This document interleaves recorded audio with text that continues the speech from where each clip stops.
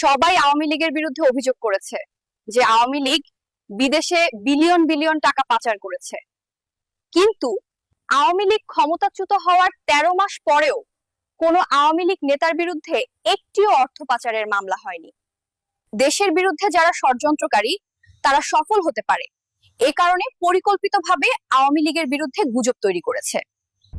তারা ক্ষমতা থেকে আওয়ামী লীগকে উৎখাত করেছে এবং আমাদের দেশের সার্বভৌমত্ব অন্য দেশকে দিয়ে দিয়েছে।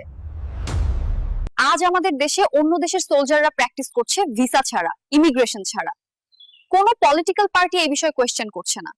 ষড়যন্ত্রকারীরা জানে দেশের সার্বভৌমত্ব আওয়ামী লীগের হাতে নিরাপদ, তাই তারা দেশদ্রোহীদের সহায়তায় আওয়ামী লীগকে উৎখাত করেছে। ক্ষমতায় না থাকলেও আওয়ামী লীগ দেশের স্বাধীনতা, সার্বভৌমত্ব, ভূমি ও সম্পদ রক্ষা করবে। ষড়যন্ত্রকারীরা সফল হবে না। বঙ্গবন্ধু যেমন মুক্তির যুদ্ধের মাধ্যমে আওয়ামী লীগের নেতৃত্বে বাংলাদেশ সৃষ্টি করেছিলেন, ঠিক তেমনি ভাবে আওয়ামী লীগের নেতৃত্বেই বাংলাদেশ আবারও মুক্তি পাবে। আওয়ামী লীগ কর্মীরা তাদের রক্ত দিয়ে সম্পূর্ণ স্বাধীনতা দখলদার বাহিনীর হাত থেকে মুক্ত করবে। জয় বাংলা, জয় বঙ্গবন্ধু।